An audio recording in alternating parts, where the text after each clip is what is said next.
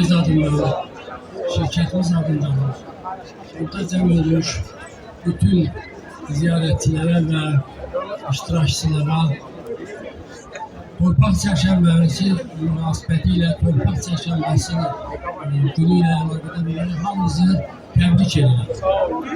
Bugün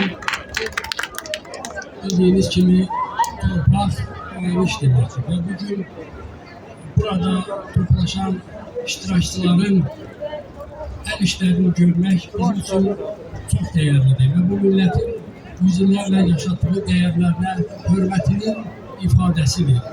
Bunu balaca şagirdlərin kövrək əllərinlə hazırlanması onların yaddaşını əbədi yaşayacaq və bu değerlərimizə hürmətin yaddaşlarda yaşayacağına heç bir şübhə yaratmır.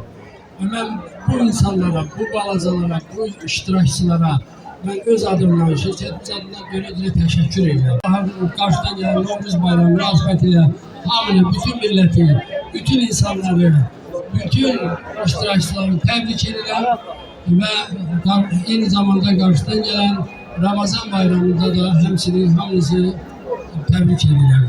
Arzu edirəm ki, növbəti illərdə daha böyük tədbirlərlə bizi sevindirəsiniz, xalqımız sevinə və daha xoş, firavan, xoş günlər yaşasın. Var olun, sağ olun, təşəkkür.